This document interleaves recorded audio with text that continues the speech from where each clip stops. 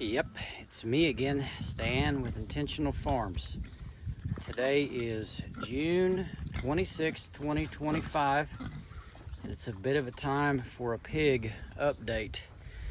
There are only 3 pigs in frame right now. The other 2 are over there in the trailer. I'm going to get into that here in just a minute, but I don't know what our thought process was going forward with the last few pig videos that I've made, but here's where we're at, current state of events. So these are feeder pigs. These 3 are females. We bought them about 6 months ago, right at 6 months ago. Tomorrow, they will actually be, hi girlfriend. Today they will, there's a tick on you. Let's pull that tick off. Tomorrow, they will actually be exactly 8 months old. So they're a Berkshire pig with a little bit of Idaho pasture pig mixed into them. These 3 are the females, and we have, through a series of events that the Lord orchestrated, we have decided to venture off into farrowing pigs. So a little bit of the backstory. A little feisty this morning. A little bit of the backstory. We would love to expand our pasture pig enterprise. The difficulty we have had is finding a steady supply of piglets. So this spring, we bought all the piglets that we could. I was able to buy 5 of this breed, and then I've got 4 more on the other side of the creek that are a Hereford, heavily Hereford influenced red and white pig. Same breed of pig we raised last year with our first round of pastured pigs. So the short story is we received a random Facebook message from a lady that we'd never met, a young lady, on Facebook, probably about 45 days ago, maybe 60 days ago. And she said, look, I'd love to be involved in agriculture. I don't have a place of my own just yet, but I would love to be able to come help and do whatever I could, even however menial of tasks. She said, I've got a job. I'm not looking for income. I just want to be involved in agriculture. So we said, yeah, sure, love to meet you. So she came on out.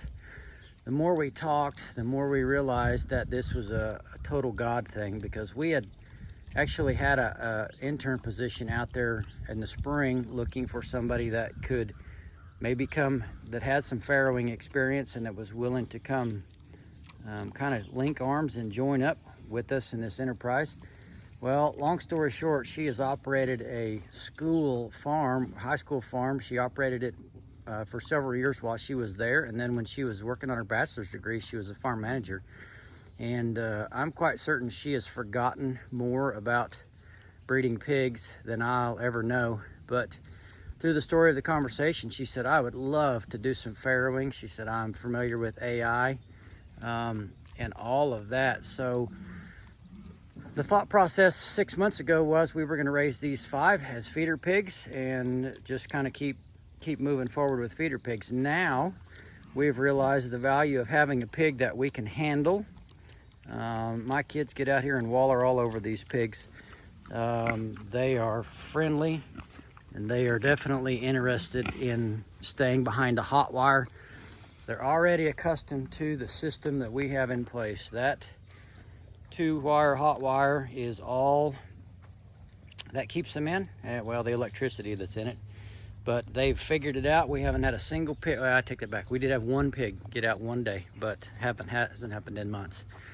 They're used to the water. They've got this drinker figured out. And so we are going to venture off into farrowing. We probably won't breed these girls until, December or January. We're going to get some history with them, begin to time their heat cycles so we can figure out the best method going forward with AI. We also have another mature sow that we will be bringing home this weekend. We picked her up a couple months ago before this whole deal unfolded. We really suspected, I've got a friend of mine has agreed to try and breed her. We've tried to train her to a hot wire, and she is not taking the hot wire. She's content in a hard panel.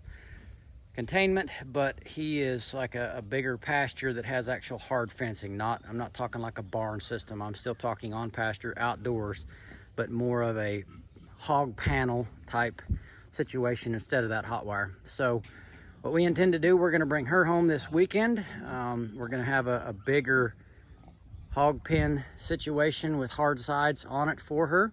We're also going to attempt to breed her. She's a Hereford, mostly Hereford, I would guess. I don't know if she's pure bred. I don't have any papers and don't really need papers. But so anyway, we are branching off into the farrowing side of things. We will see how many pigs we can finish. If we don't have the ability to finish all of them, we will have piglets for sale in the spring. So that's kind of the thought process going forward and the intention. This is our little bit of our system, how we loaded pigs.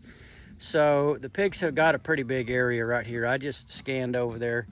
When they're feeder pigs, we give them free feed. So they got access to all the feed they want. I let the feeder run out about a week ago. We built this little hog panel alleyway up into the back of the trailer, and I started feeding them in the trailer.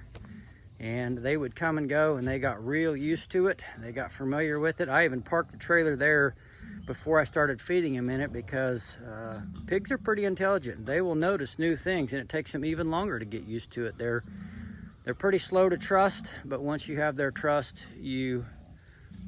they're friends for life. So we've considered naming these 3 pigs. We don't name the food that we're going to eat, but we do give some names to our breeding stock. We've considered naming these 3 Surely, Goodness, and Mercy, because they will follow you all the days of your life. They're pretty friendly and pretty happy to receive that affection and attention. So anyway, that's the loading system. I had a little ramp down there. I just built them up in there. And you can hear these guys, they're kind of like, hey, what's going on? They're not freaked out. They're just not able to get to the rest of the clan. So they're pretty distracted by feed. I'm gonna get up here on the fender so we can get a good look at them. Hi, Piggles. So these were the only 2 males we had in here. They were cut, castrated before we ever brought them home. But these 2 will be going to the processor today. It's bittersweet. This is not my favorite day, but this is a day that is essentially necessary if you're going to sustain life. So I don't get real worried. I won't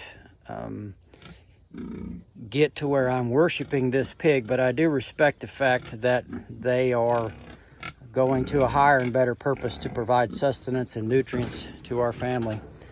So we're grateful that we've been given the opportunity to steward creation, that we've had healthy animals, and that the Lord has given us the opportunity. But these guys, today's harvest day, so it's bittersweet. But in the scheme of things, if we use rational thinking, I have to agree that whatever it is, whatever animal is going to eventually pass. Nothing's going to live forever. So I'm happy in the aspect that we can harvest these and they can be used. If you've ever watched an animal, be it even a dog, die of old age, that gets to be a pretty heart-wrenching process. So we get over the temporary disappointment of having to take animals to the harvester and celebrate the fact that this is how creation is intended to function. There is no life, there is no sustenance without the shedding of blood, both temporarily and eternally. So we're going to harvest these guys. We will be taking them to a USDA processor. It's quite a ways away from here. It's about 90 minutes. We used them last year. We love their product. We had a little bit of a hiccup last year. It was just a human error. They made it right, but the packaging was amazing. The cure that they use on their bacon and their ham is actually no nitrate and sugar free. So we're trying to produce the healthiest product that we can for the end user. The feed that we fed them was all no soy, non-GMO, so it's got corn in it, but it was no GMO corn. We used a protein, the peanut meal makes up the protein element of the feed. We had our sea salt mixed into it, and then there's some vitamin packs and probiotics that my feed producer puts in there for us. So really about as healthy as a way to raise an animal that I know how. These two pigs, one of them is spoken for and the other one will go in our freezer.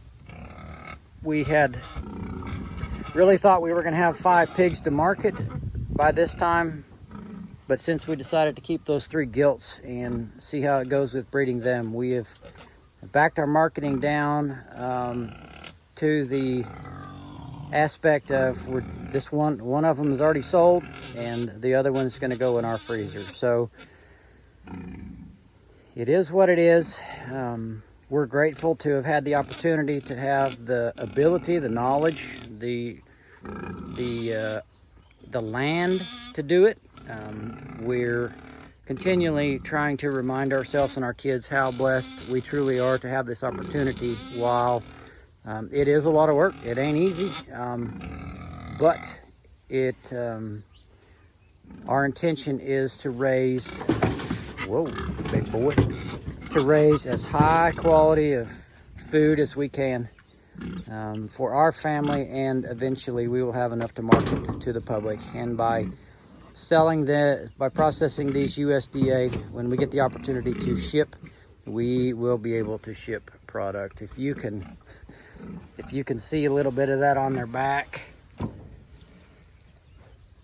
These pigs are all mostly black and they're actually hard to tell apart. So this morning I dribbled a handful of feed on the back of the 2 males, so as they were coming and going I could identify them and make sure that I got the right 2 while they were out still wandering around the pasture. I put a little bit of feed on their back, so that's not lice, that's not anything other than my redneck way of identification. So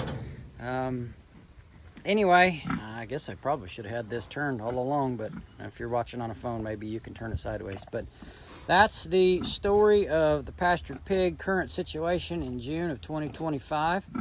We'll be hooking the truck up and airing the trailer tire up here in just a little while and heading out.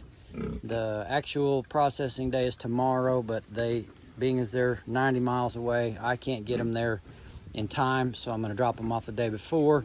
They've got pens with water and shade and fans and cooling, and I don't know, they might even have the VeggieTales playing on the TV for them, who knows. But anyway, that's the story of the current situation with pigs at Intentional Farms in June of 2025.